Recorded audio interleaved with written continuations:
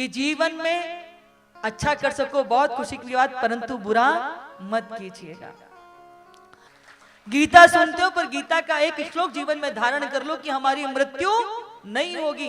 अगर आपने इस बात को जीवन में गांठ बांध लिया कि मैं चैतन्य रूपी आत्मा, वही मेरा निज स्वरूप है, ना मैं जन्मता हूं ना मैं मरता हूं, अगर आपने जीवन में इतना भी साध लिया तो ये कथा सुनाना और सुनना, अनुष्ठान करना सार्थक हो जाएगा। देखो बंधुओं, फिर एक बात कह रहे हैं कि दुनिया में चतुराई चल सकती है, भगवान के आगे चतुराई नहीं चल सकती। 100 सुनार की होती, एक लोहार की होती है। जो हम झूठ बोलते हैं, कपट करते हैं, लोगों को के साथ छल करते हैं, आपने देखा है कि दुनिया भर में हम करते फिरते और एक पल नहीं लगता ऐसे बीमार पड़ते हैं कि सब कुछ हमारा बर्बाद हो जाता है। जिस पुत्र पुत्री के लिए कर रहे होते हैं, अचानक कुछ हो जाता है, सब कुछ बर्बाद हो जाता है। हाँ? घर मकान कब बर्बाद हो जाओगे पता नहीं चलेगा। 2 की जगह 1 खाओ, 1 की जगह आधी खाओ, पर जीवन में ऐसे काम करो कि रात की हमारी नींद ना उड़ जाए। क्या हुआ कि एक गांव के अंदर भोला भाला व्यक्ति था। तो पहले के जमाने में आपने देखो, बहुत पुरानी बात नहीं बता रहे, 50-100 साल पहले, आज से आप 15-20 साल पहले चले जाएंगे तो हमने भी ये देखा है। ईश्वर की कृपा से ब्रज में ही हमें जन्म मिला, तो हमने ब्रज के गांवों में क्या देखा कि तराजू नहीं हुआ करते थे, वो बाट नहीं हुआ करते थे। वो बाट लोहे के जो 1 किलो 2 किलो 5 किलो के बाट नहीं होते थे।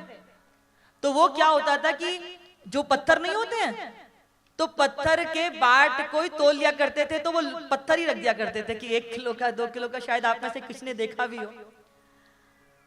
तो वो बेचारा गांव का भोला भाला सा किसान था, तो उसके पास बाट तो थे नहीं। तो वो क्या करता था कि गांव में उसने खूब सारी गाय भैंसे पालक की थी, तो वो उनसे दही जमाता था और फिर मक्खन निकालता था, और हर रविवार के दिन शहर जाकर के वो सेठ को दे आता था। सेठ जो था वो उसको बेचता था। तो एक दिन क्या हुआ, उस सेठ के मन में आया कि हर बार ये मुझे 1-1 किलो के मक्खन के लड्डू लौंदे दे के जाता है, मैंने कभी तोला नहीं, ये 1 किलो के कह के दे के चला जाता है, आज मैं तोल के तो देखूं ये 1 किलो का है भी कि नहीं है। उस दुकानदार ने जैसे ही उसको तराजू में रखा और तोला तो वो 900 ग्राम का बैठा।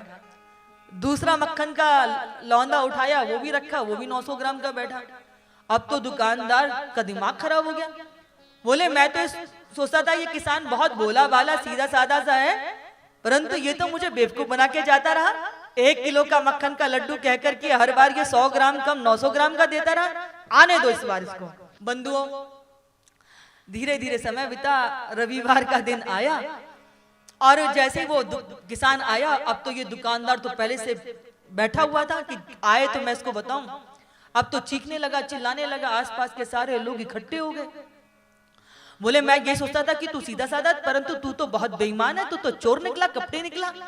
दुनिया भर का उसको बहुत अपमानित किया। तो उसने किसान ने कहा देखो साहब, मैं गरीब हूँ, मजदूर हूँ, सब कुछ कह लेना, पर मुझे चोर मत कहना, बेईमान मत कहना।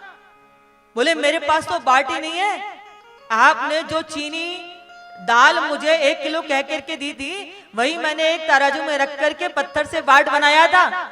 बेईमान मैं नहीं, बेईमान तो आप हैं जो 1 किलो कह करके मुझे 900-800 ग्राम चीजें पकड़ाते रहे। मैं क्या जानूं बाट और ये सारी चीजें। इसलिए याद रखिएगा, हमारी चतुराई भगवान के सामने चलने वाली नहीं है। जीवन में भजन कीजिए, सबकी मदद कीजिए, सत्कर्म कीजिए, हाँ ईमानदारी का जीवन जिए, तो फिर आपका जीवन कैसा हो जाएगा? देवतुल्य हो जाएगा, आपका जीवन धन्य हो जाएगा।